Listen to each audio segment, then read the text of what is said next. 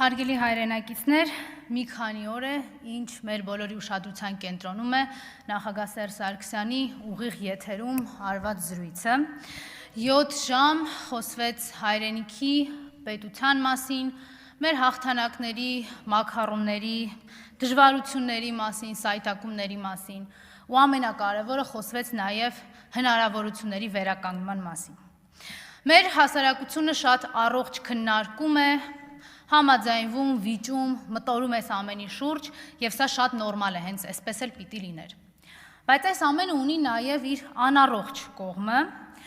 այ օրինակ Նիկոլա Հպատակ իրավապահների անառողջ ուշադրությունը, մի քանի անգամ օրվա մեջ դատարան կանչելով, քննչական կանչելով, ինչ որ մեկը նույնիսկ գիշերը անհանգստությունից չէր քնել, եւ մեր հասարակությունից ինքը իրեն մեկուսացրած ախրանիկներով եւ ֆեյքերով պատասպարվածը չէր կարող այս առիթը չօգտագործել եւ իր անառողջ ամբողջ էությունը ցույց չտար մեր հասարակությանը։ Եվ կապ չունի թե խոսքը ինչ ֆորմատով է հնչում, կարևորը այդ խոսքը արժանանում է իշխանազավթի հակադարձմանը, հակադարձ ռեակցիային, մի շատ պարզ պատճառով, որովհետև այդ խոսքը կենթանի ապացույցն ու վկայությունն է դառնում նրա, որ հայկական ինքնությունը չի հաջողվել սպանել, իսկ այդ սպանելու փորձերը ինքը բազմիցս արել է։ Չի կարողանում քաղաքական պատասխան տալ, չի կարողանում իր ցայտնոտը զսպել եւ դրա արդյունքում ավելի նյարդային է դառնում, քանի որ նորից հայ հասարակությունը հիշում է իր բերած ողբերգությունների մասին, իր բերած դավաճանության մասին։ Ցայտնոտն ավելանում է, որովհետև չի կարողանում մոռացության տալ, թե ինչպես էր 44 օր մեր ժողովուրդը ու մեր բանակը անձնազոհաբար պայքարում հանուն մեր բոլորի հայրենիքի։ Ավելի է նյարդայնանում, երբ հիշեցնում են մեր հասարակությանը, թե մինչև իշխանազավթումը քանի տասնյակ միլիարդ դոլարի զենք զինամթերք է ձեռք բերվել Հայաստանի համար, էլ ավելի է նյարդայնանում, երբ հիշում է, որ հայ ժողովրդին հիշեցնում են, որ մինչև իշխանազավթումը հայկական սահմանները անդադար բարելավել են, ինչպես Սերժ Սարգսյանն ասեց, Արարատից մինչև հեռավոր Սյունիքի մարզ։ Բայց այս ամենը մի կողմ, ինքը ավելի նյարդայնանում է այն փաստից, երբ գիտակցում է, որ ցանկացած զրույց հայկական իրականության մեջ, երբ խոսքը քաղաքական եւ քաղաքացիական դիրքորոշման մասին է, ավարտվում է այն մտքով, որ իր խոսքը ավարտեց Սերժ Սարգսյանը։ Չհոգնել, չհուսահատվել, սրտում փայփայել ու գործողություններով օժանդակել ավելի լավ Հայաստան ունենալուն։ Շնորհակալություն, Տիգրան Աբրահամյան, համեցեք։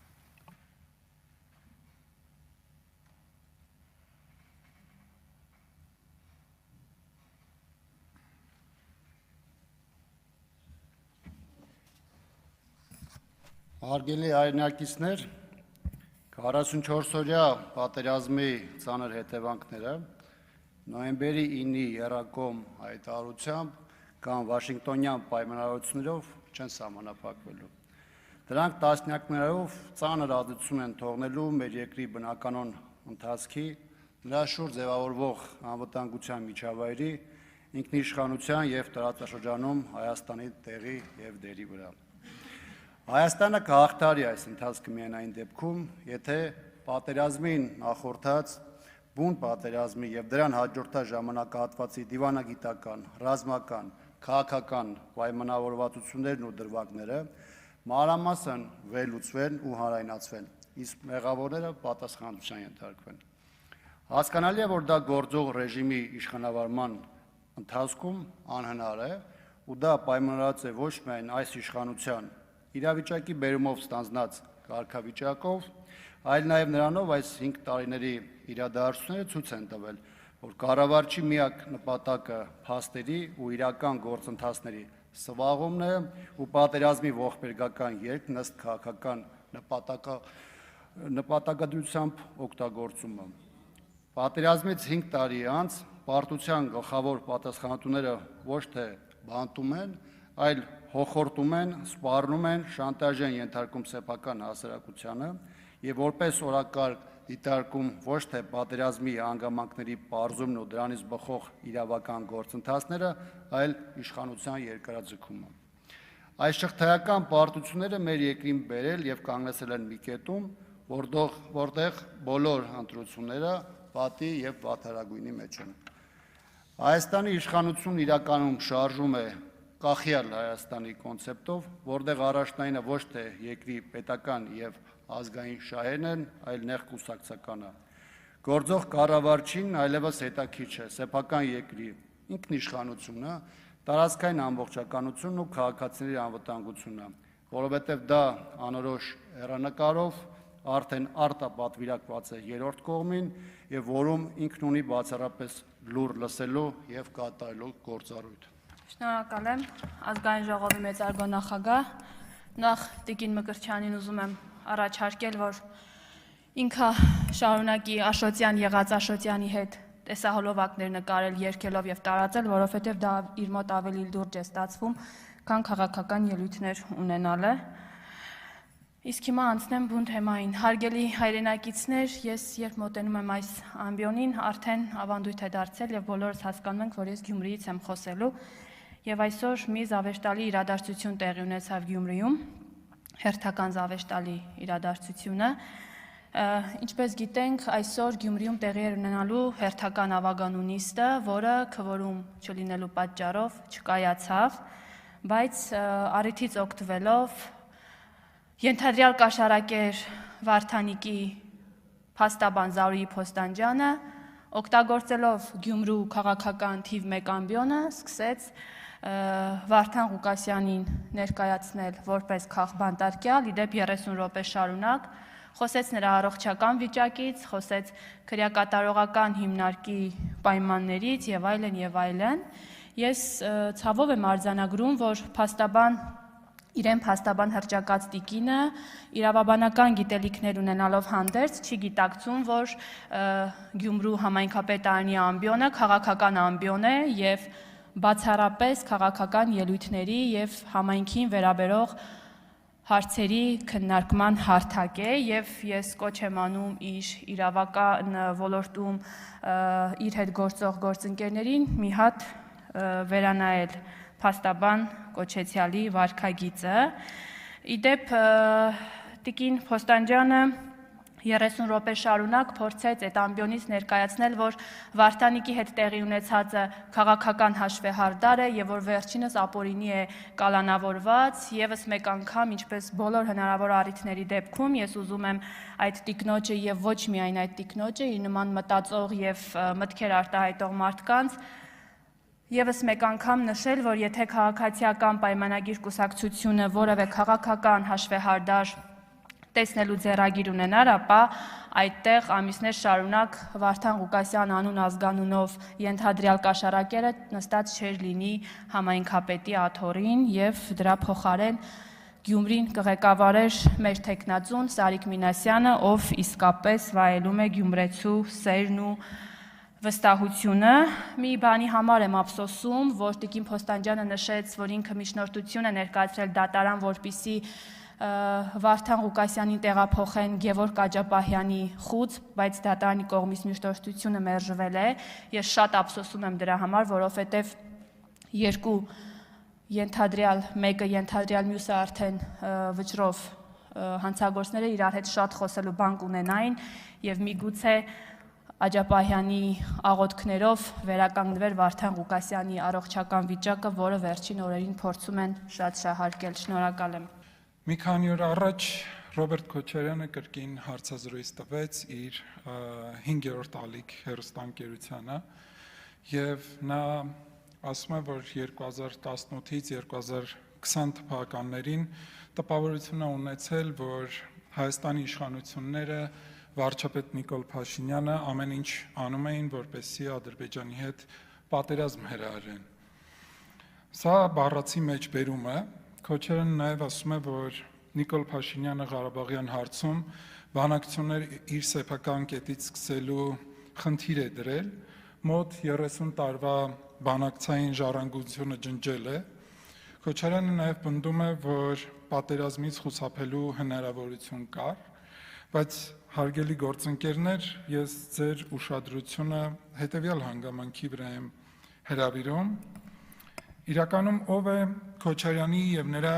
թիմի խոսույթի հեղինակը։ Չզարմանաք, հարգելի գործընկերներ, եթե ասեմ, որ այս մտավարժանքի հեղինակը Ադրբեջանի նախագահն է։ Այո, այս մեղադրանքը հնչել է ուշադրություն 2020 թվականի հոկտեմբերի 15-ին, պատերազմի ընթացքում։ Եվ 5 տարի հետո, երբ անցել է Ադրբեջանի նախագահի հարցազրույցից ժամանակ, կարող եմ ասել, որ ըստ էության Ադրբեջանի նախագահը եւ Ադրբեջանը փոխել են իրենց քաղաքականությունը եւ դրա վառ օրինակը դեմարկացված եւ դելիմիտացված խմբի ձևավորումն է, որի արդյունքում Հայաստանի եւ Ադրբեջանի միջև այլևս գոյություն ունի դեմարկացված եւ դելիմիտացված սահման, երկրորդ, որ խաղաղության օրակարգի շուրջ Ադրբեջանը կամք է ցուցաբերում եւ բանակցությունները շարունակում են, երրորդ, որ այս համատեքստում արդեն օգոստոսի 8-ին խաղաղության հռչակագրի նախաստորագրումն է տեղի ունեցել Վաշինգտոնում, բայց 5 տարի հետո Ադրբեջանի նախագահի մեղադրանքները վարչապետ Նիկոլ Փաշինյանի վերահասցեագրելու համար ցավոք երբևէ Հայաստանի նախագահի բարձրագույն պաշտոնը զբաղեցրած անձը հարմար այլ ժամանակ չի գտել, քան այն օրը, երբ Բաքվում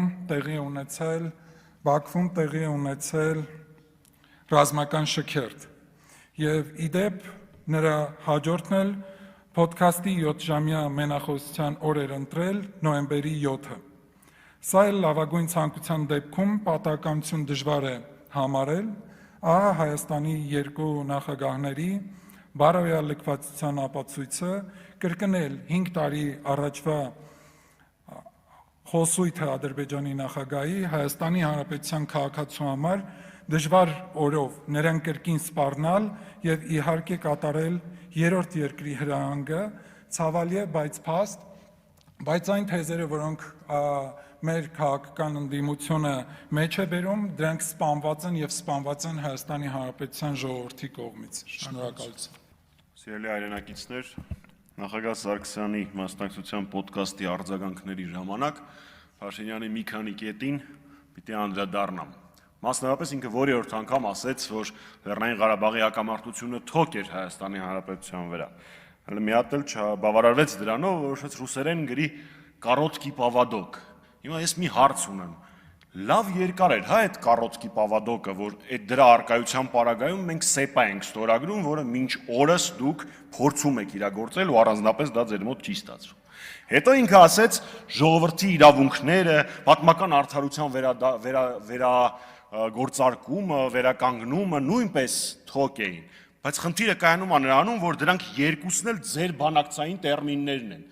Իրավունքներ, անվտանգություն, արդարություն, դա դուք եք բերել բանակցային գործընթաց։ Մերը 3 հիմնարար սկզբունքներ ինքնորոշման իրավունքով։ Ավելին ասեմ, ձեր իշխանության ընթացքում մեր բանակցությունների ավարտից տարիներ անց Ռուսաստանի Դաշնությունը, Եմեն, ԱՄՆ-ն, Գերմանիան, Կանադան նույնիսկ այս տարվա օգոստոսին այդ նույն հիմնարար սկզբունքներից ինքնորոշման իրավունքին հղում են կատարել։ Այ դա էր մեր բանակցային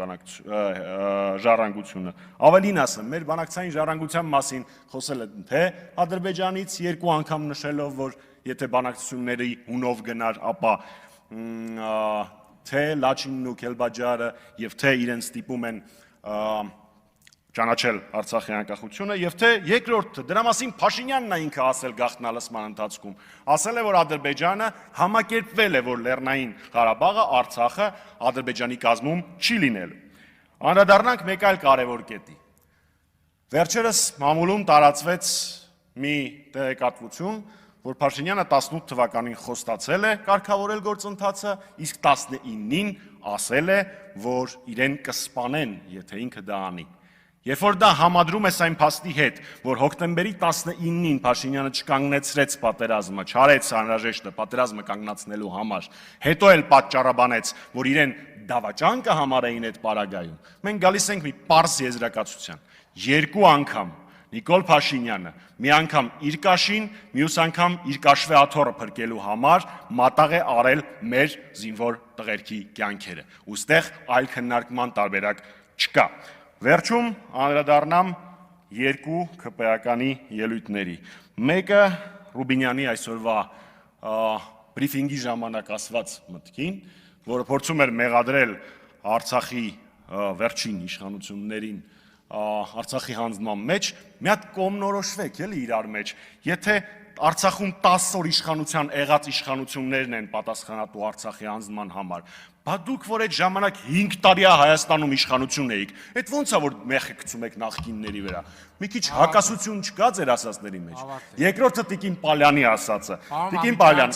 միտքը ավարտել։ Երկրորդը Տիկին Պալյանի ասածը, ով, բայց Աշոտյանի շնորհավորանքը գողացած ու Կարեն Սարուխանյանին տված մարդը Աշոտյանից խոսելու իրավունք չունի։ Ռուբեն Ռուբինյան։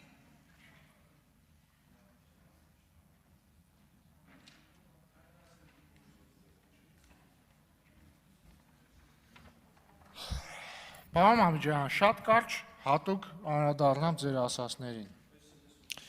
Նախ ասում եք, դե ինչպես միշտ դուք միշտ գնում եք, չէ՞։ Բայց ոչինչ, ես կխոսեմ ձեր հոգու հետ կխոսեմ ես։ Ուրեմն նախ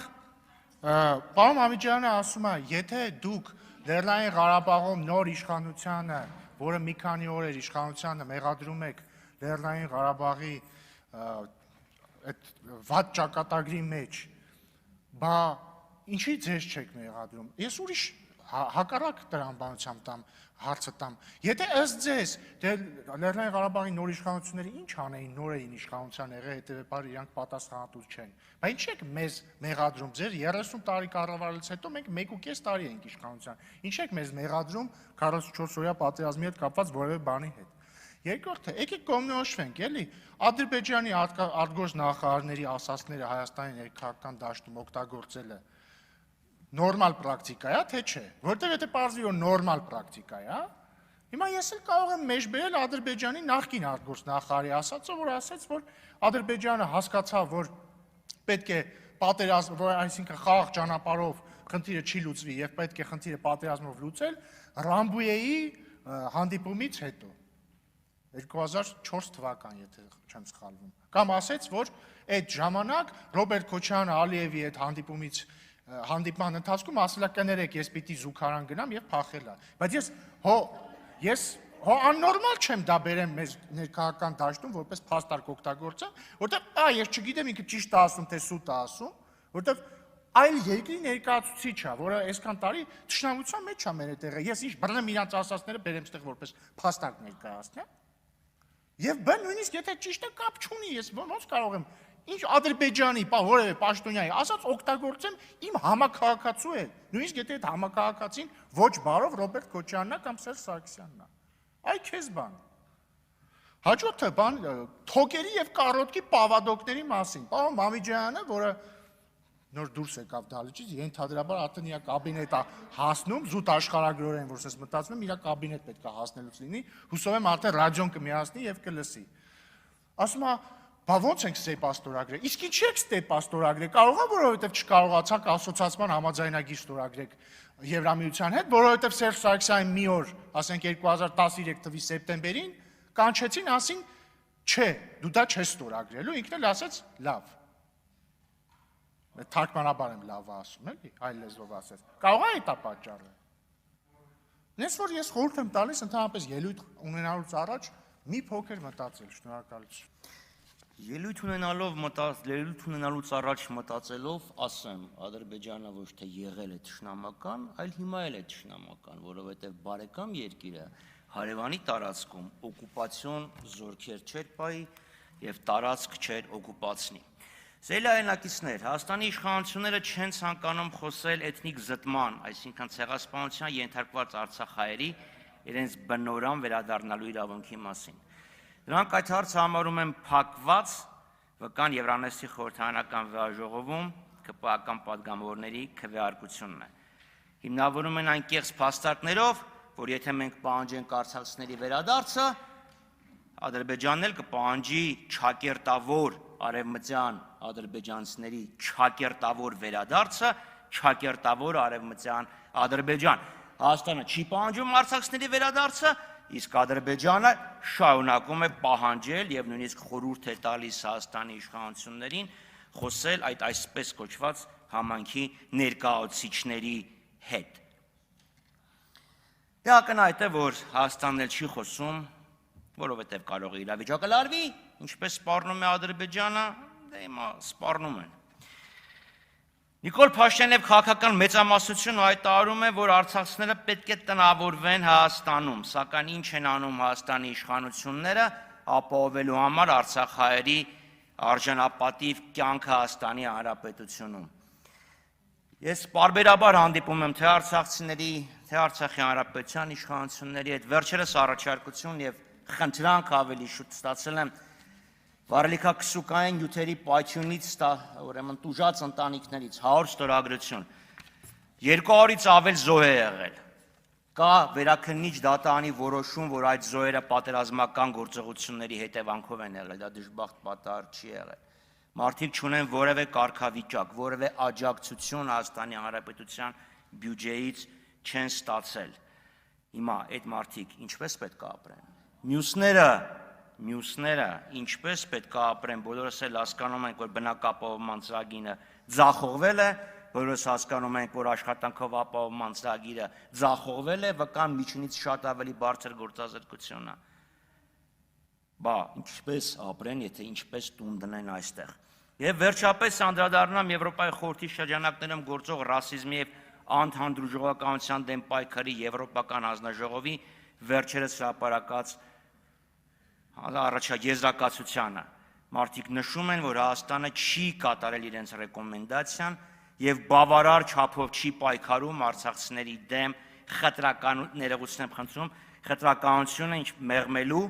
եւ արցախցիների ինտեգրումը հայաստանյան հասարակությունում ապահովելու համար։ Վերադարձ իրավունքը չեք պահանջում, սոցիալական հարցերը չեք լուծում,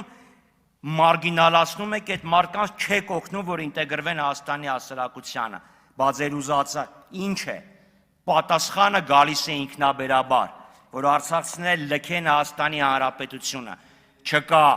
արցախցիներ, չկա Արցախի Խաչատրյան, ավարտեք։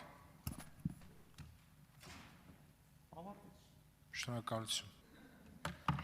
Հանրապես պետության հանդեպ վերաբերմունք է, չէ՞, որ Մամիջանյանը ստեղից կանգնած մարտի 1-ով ու ընտրակեղծարարությամբ ընտրված նախագահային ասում է նախագահ Սարգսյանը ու ասում են Խաթաբալադային համազասպ այդ տոնով ու ասենք ընտրված վարչապետին դիմա միայն ազգանունով։ Դա ելույթս կառուցելուց մտածում էի ոնց պետք է խոսամ այդ ամեն ինչից, հետո մտածեցի, որ Տիկին Աննա Մկրտչյանը ոնց էլ չլինի 3 անգամ իշխանազավթ բառը կօգտագործի ելույթի մեջ եւ ինքը ինձ հուսախաբ չարեց ու կխոսեմ։ Ուրեմն ճիշտ է, Տիկին Մկրտչյանը գնացել է, բայց ես իրան ուզում եմ ասեմ, ես հասկանում եմ, որ դուք տրավմա ունեք անցյալից, ոնց օրինակ մանկական տրավման, բայց ձեր տրավման հեղափոխությանն է վերաբերվում, որովհետեւ ձեր համար անընդունելին է տեղի ունեցել ժողովուրդը իրականում իր իշխանությունը հետաբերել էլիտաներից, բայց ես ձեզ ուզում եմ հիշեցնել մի ուրիշ բան։ Ուրեմն կարող եք գնալ հետ 2003 թվական, երբ որ ձեր առաջնորդը Քոչարյանի շտաբի պետն էր ու տեղի ունեցան ամենախայտառակ ընտրությունները, որը իմիջիայլոց երևի միակ դեպքն է, որ ընդհանրապես չի ընդունվել ոչ մի միջազգային կառույցի կողմից։ Ոչ մի։ Արձանագրվել է բռնություններ, եղել են 100% ձայն հավաքված տեղեր, եղել են տեղեր, որտեղ մասնակիցներից ավելի շատ ձայներ են եղել են տարատեսակ բռնություններ, 250 բերման ենթարկվածներ, որից 70 կալանավորվածներ, ու այս ամեն ինչին, երբ որ եվրոդիտորդները չէին ուզում ընդունեին այս ընտրությունների արդյունքները, ինչա պատասխանում շտաբի պետը։ Ասում է, ձեր ժողովրդավարությունը մեր ժողովրդավարությունի հետ կապ չունի, դուք բան եք, եվրոպացի եք, դուք չգիտեք մեր մենթալիտետը, ձեր ժողովրդավար մենք մեր ձևով, այդ մեր ձևով ինքը 2003 թվին է ձևակերպել։ Եվ սրանով եւս մեկ անգամ միջազգային կառույցները արձանագրել են, որ ոչ միայն ընտրություններն է կեղծված, այլև այս խոսքով խաթարվում է ընդհանրապես վստահությունը միջազգային կառույցների հանդեպ Հայաստանում։ Էս եք եղել դուք, երբ որ եղել եք շտաբի պետ Քոչարյանի համար։ Ընդհանրապես փոքրիկ իշխանազավթում տեղի ունենում հիմա, եթե ուշադրություն եք դարձրել, պարոն Մամիջանյանը սկսել է խոսալ պատիվ ունեմ մասին որպես հանրապետական կուսակցություն։ Ինչի, ես կարամ անեմ հետևությունները, որովհետև այս impeachment-ը իրականում օրակարգ ստեղծելու ձև է, որովհետև Հայաստան դաշինքը այդ միութենականի օրակարգի իրանով է արել, իրանք այդ մասով չեն կարողանում ու իրանց օրակարգ պիտի ստեղծեն, եկել սարքել են impeachment-ը։ Ու impeachment-ը իրանք ձգելու են, իրանք համակերպվել են, սա որպես sense բան, օրակարգ ձգելու են մինչև ընտրություններ, Բայց խնդիրը որն է, որ իրանք դաշինքով հանդես գան, կարող է շեմ չհաղթահարեն, առանց դաշինքի կարող է եւ հանկարծ ստացվի շեմ հաղթահարելը։ Ու այս մարդը ռեբրենդինգ անում պատիվ ունեմը։ Ինչքան էլ տխրահրճակ է պատիվ ունեմի պատմությունը, բայց այնտեղ կային այլ կուսակցություններ, հիմա էլ կա ոչ կուսակցական։ Բայց պարոն Մամեջանյանը որորդ անգամ է գալիս է ասում է հանրապետական խմբակցությունը։ Այս իշխանազավթումը էսա, երբ որ դուք պատիվ ունեմի անունը նույնիսկ փոխում ու փորձում եք հանրապետականի անվան տակ գնաք դեպի ընտրություններ, օրակարգ ընտրելով ընդամենը իմպիչմենտը որպես ձև, որպես ես կասեի խեղկատակություն, շնորհակալ եմ։ Ազգային ժողովի փոխնախագահ, հարգելի գործընկերներ, սիրելի քաղաքացիներ։ Այս օրերին մենք կրկին տեսնում ենք նույն հին դեմքերը Ռոբերտ Քոչարյան, Սերժ Սարգսյան, այսպես կոչված քաղաքական եկորյակներ, որոնք չեն իջնում եթերից։ Իրար հերթ չտալով դուրս են գալիս բեմ եւ նորից հարձակվում են մեր պետության, մեր պետականության վրա։ Նրանք կրկին սուտ մատնություններով փորձում են սևացնել Հայաստանը, մեղադրելով մեր երկիրը իբրև պատերազմ սադրելու մեջ, բայց եկեք հարց տանք, ով է տարիներ շարունակ սադրել, բաժանել, թուլացրել մեր երկիրը, ով է հիմք դրել պատերազմների ու հակամարտությունների, միթե դա ժողովուրդներ, թե հենց նրանք, ովքեր երբեք չեն հաշտվել Հայաստանի անկախության և ժողովրդավարության գաղափարի հետ։ Նրանք չեն կարող ապրել խաղաղության մեջ, որովհետև իրենց քաղաքական էությունը կոնֆլիկտից սնվող է։ Եթե չկա բախում, իրենք պարզապես գոյություն չեն ունենա։ Եթե չկա հակամարտություն, իրենք կորցնում են իրենց դերը։ Եվ այդ պատճառով էլ նրանք ամեն կերպ փորձում են քաոս ստեղծել, որպեսզի նորից դառնան անփոխարինելի։ Բայց ժողովուրդը գիտի նրանց իրական նպատակը, միշտ նույնն է եղել՝ իշխանություն, հանուն թալանի, հանուն վաճառքի, հանուն ծառայության, օտարին։ Սա է նրանց հոգեբանությունը՝ լինել ստրուկ, լինել հպատակ, լինել կամակատար։ Սակայն այսօր Հայաստանի քաղաքացին այլևս չի հաշտվում այդ մտածողության հետ։ Մեր ժողովուրդը արժանի է ապրել անկախ, խաղաղ եւ բարեկեցիկ պետությունում, եւ ոչ ոք, ոչ մի հին քաղաքական գործիչ չի կարող կանգնեցնել այդ ուղին։ Հայաստանը գնում է առաջ, ազատություն, դեպի զարգացում, դեպի փայլուն ապագա։ Եվ ոչ մի սուտ մատնություն, ոչ մի ստրկական մտածողություն չի կարող մեզ վերադարձնել անցյալի խավարին, փառք անկախ Հայաստանին։ Հարգելի գործընկերներ, իդեպ քիչ առաջ, երբ ու դաշինքի մեր գործընկերները լքում էին դահլիճը եւ պարոն Ռուբինյանը արձանագրեց, որ հերթական անգամ լքում են դահլիճը, տիկին Աննա Մկրտչյանը պատտվեց, չգիտեմ, ոմանք լսեցին թե ոչ, ասաց, այո, մենք ձեզանից զզվում ենք։ Եվ թերևս ըստ տիկին Մկրտչյանի մետաղյա տրամաբանության, այն, որ մենք բոլորս այստեղ համբերատար լսում ենք իր խորիմաստ ելույթները եւ ներկա են գտնվում, թերևս իր տրամաբանությամբ մենք իրեն եւ իրենց սիրում ենք, պետք է հիասթափեցնեմ մեր գործընկերներին, այնուամենայնիվ մենք չենք հանդիսանում ձեր երկրպագուները։ Սա, ու իդեպ այս կոնտեքստում պարոն Մամեջանյանն ասում է նախագահ Սերժ Սարգսյանի պոդքասթին տրված հարցազրույցը, ծավալուն հարցազրույցը, պոդքասթին այդ 18+ ֆորմատի խուժանական այդ քֆուրչի խեղկատակների հաղորդման մասին է խոսքը, ես կարծում եմ այսքանով մենք ձեզանից զզվում ենք եւ այդ բովանդակությունը ամբողջությամբ արտացոլում է իրենց էությունը եւ անցնելով բուն ելույթից հարգելի գործընկերներ, օրերս Հայաստանի նախկին երբևէ չընտրված երկու նախագահները իրար վրա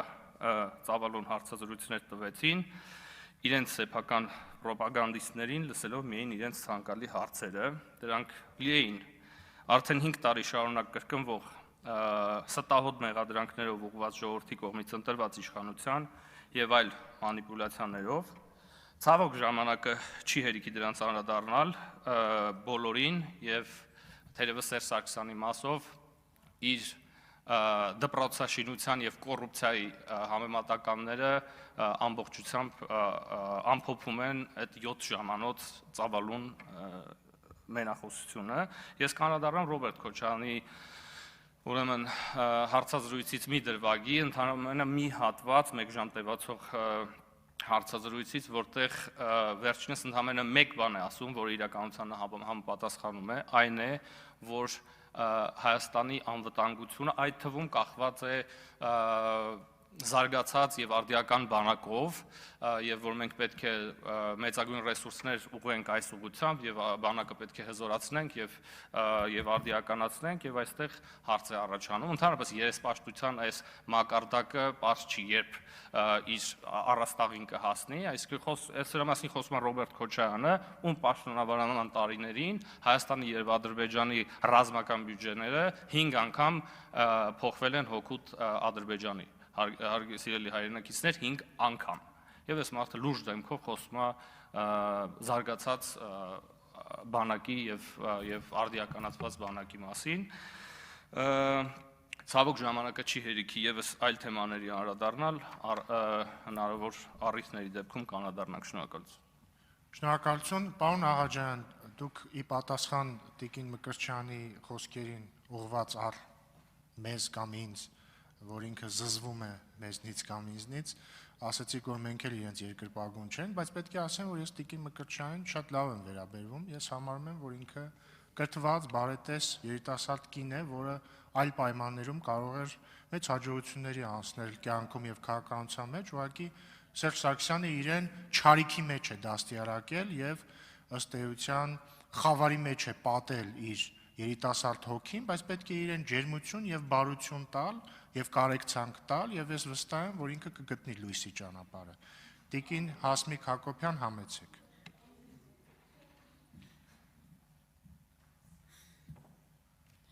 Ամեն պարոն Ռուբինյան, ամեն։ Պարոն Ռուբինյան, թույլ տվեք ձեր ասացին անդրադառնալով ասել, որ ես օրինակ ադրբեջանցի պաշտոնյայի այն հայտարարությանը, որ Ռոբերտ Քոչարյանը զուգարան գնալու պատրվակով թռել է Ալիևի հետ հանդիպումից, ես հիմք չունեմ չհավատալու, որովհետև օրինակ իր խմբակցությունը այդ նույն գործելավոճն է որդեգրել եւ հնարավոր է որ դա իրականություն է։ Դրա համար կարող ենք այդ մի բանը հնչեցնել, ինչի համար շնորհակալություն ձեզ։ Արգելի հայրենակիցներ, մի քանի արդեն այս վերջի օրերին անընդհատ հարցնում եք, ասում եք, այս ինչ խաբար է, որ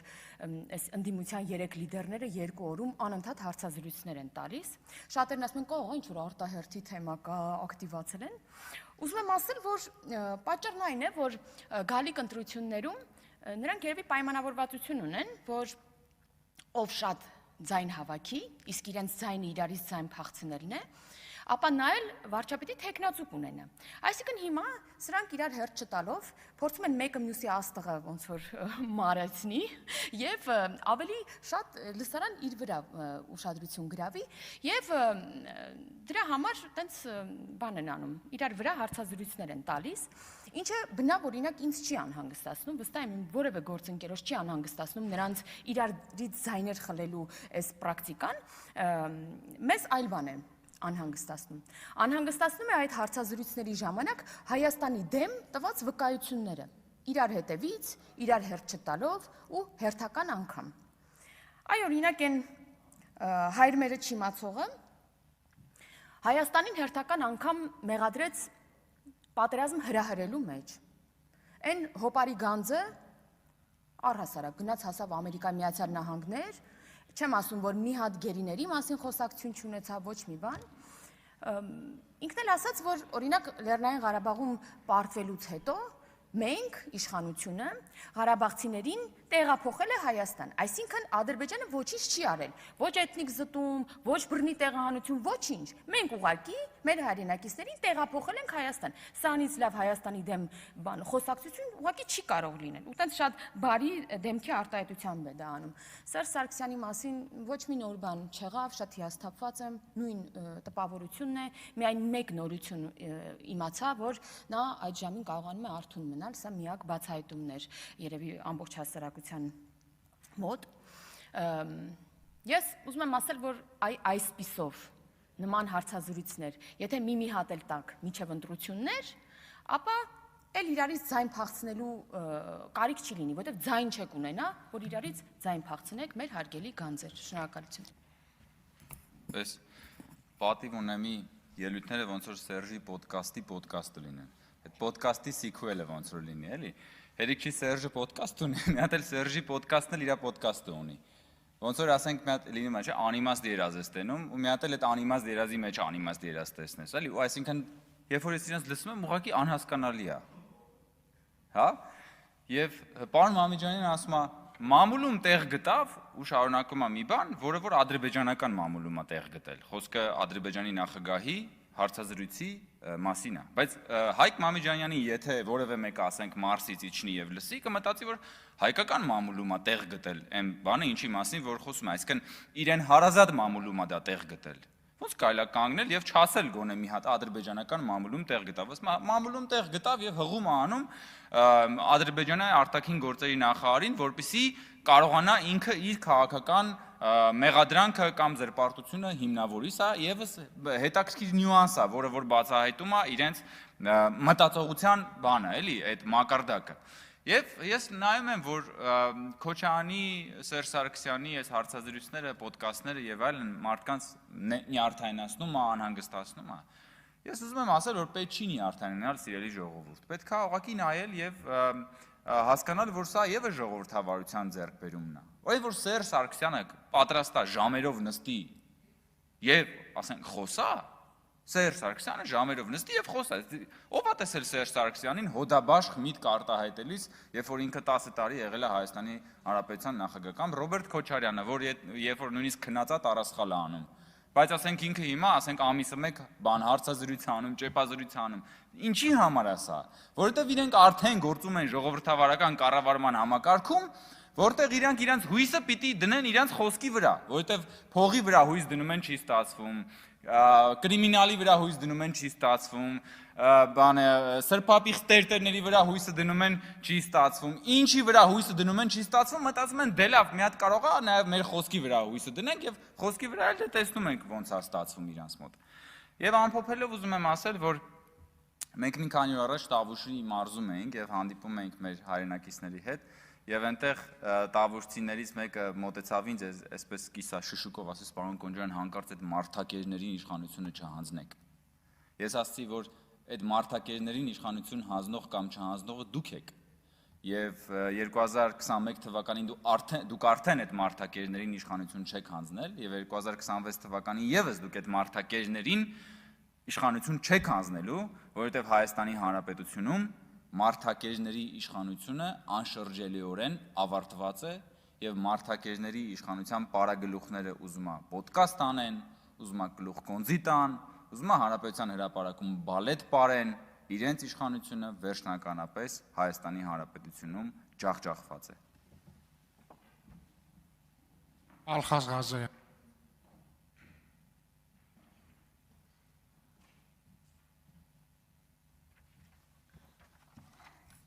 Շնորհակալ եմ, հարգելի գործընկերներ, սիրելի հայրենակիցներ,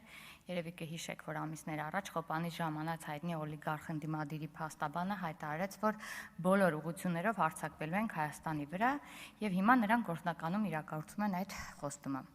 Ակնհայտ է, որ ընտրություններին ընդառաջ Հայաստանի վրա հարձակվելու համար կոնկրետ աշխարհաքաղաքական կենտրոնից ծնվող այս շրջանակներին տրված էր հարձակման հրաման եւ Հայաստանի վրա հաջողողներն արդեն հաջողները լսվում են ոչ միայն Հայաստանի ներսից, այլև օվկիանոսից այն կողմ։ Հայաստանի դեմ հիբրիդային պատերազմի գործիք դարձած այս շրջանակները մեկ հրահանգով, սինխրոն, մեկը մյուսին հերթ չտալով գրեթե նույն օրերին սկսեցին հարցազրույցներ տալ իրենց անձնական օգտագործման քարոզչամիջոցներով, իսկ մի մասն էլ Հայաստանում աշխատած միլիոններով հորդվածներ ու հարցազրույցներ պատվիրեցին հենց Հայաստանի դեմ։ Եթե ընդհանրացնելու լինենք այս բոլոր հարցազրույցների բովանդակությունը, կարելի է բնութագրել ընդամենը մեկ նախադասությամբ՝ իրադարձությունների խեղաթյուրում եւ սուտ մատնություն Հայաստանի դեմ։ Հայաստանի դեմ գործ տալու հարցում չեմպիոն դարձած Քոչարյանի վերջին հարցազրույցը լսելիս, եթե մի պահ մոռանանք թե ով է խոսում, ապա միանգամից մեզ մոտ տպավորություն կստեղծվի, որ գործ ունենք ադրբեջանական պետական քարոզչամեքենա ներկայացնող ինչ-որ փորձագետ պրոպագանդիստի հետ, ով առաջ է մղում ադրբեջանական թեզերն ու նարատիվները։ Մի ցայտուն օրինակ։ Իր հարցազրույցում Սույնանցը ասում է, որ նոյեմբերի 9-ին 9-րդ կետը սիմետրիա ունի Լաչինի Միջանցկի հետ։ Այսինքն նա խոստովանում է, որ ադրբեջանցիները 9-րդ կետով միջանցք էին նկատի ունեցել եւ այսօր հայտարարում է, որ պետք էր կարճել այդ կետից, մեղադրելով ՀՀ վարչապետին այդ կետից հրաժարվելու մեջ։ Փաստացի, եթե 9-րդ կետով նախատեսված էր միջանցք եւ վարչապետը հրաժարվել է այդ կետից, ապա ստացվում է, որ Քոչարյանը վարչապետին մեղադրում է Ադրբեջանին միջանցք չտալու մեջ։ Վարչապետի պետք է նշեմ, որ վարչապետը բազմիցս այս փաստաթղթին անդրադառնալուց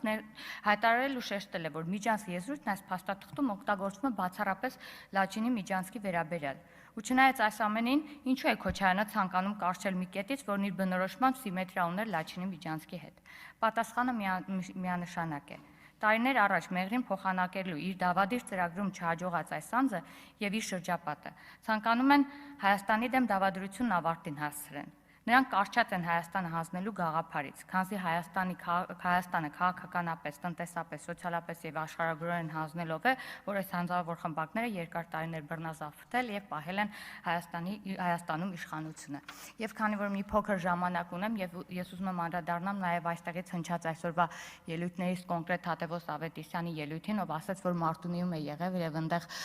մարդիկ ունեն ռոռոկման համակարգի խնդիր եւ հետաքրքիր էր, որ գործընկեր այդ ընթացքում գործընկեր նախկինում Զոլաքար համայնքի ղեկավարը ժպտում էր կարծես եւ ես պետք է անպայման նշեմ, որ պետք է իր ընկերոջը հուշեր, որ մենակ Զոլաքար համայնքում 2 ռոռոկման ցանցի կառուցման ծրագիր է իրականացվել, առաջինը ավարտվել է այս տարի, որը սկսվել էր 2024 թվականին, իսկ երկրորդը հենց այս տարի արդեն 30%-ով ավարտվել է եւ մնացածը կանգ է առել, որովհետեւ ռոռոկման աշխատանքներ են իրականացվում, այդ առումով է կանգ առել նաեւ եղանակային պայմաններով, իսկ Մարտունիում ռոռոկման համակարգի կառուցման ծրագիրը մեկնարկելու է 2026 թվականին եւ ես ուզում եմ կոչ անել մեր գործընկերներին, եթե համայնք են այցելում, բացի այն փոքր խնդիրներից, որ արձանագրում են եւ մենք եւս արձանագրելու ընթացք ենք տվել, թող նաեւ խոսեն այն բոլոր աշխատանքներից, որ իրականացվել են, ժամանակը չէ հերիքի, որ թվարկեմ, թե ինչքան աշխատանքներ են իրականացվել այս ընթացքում մեր համայնքներում։ Շնորհակալ եմ։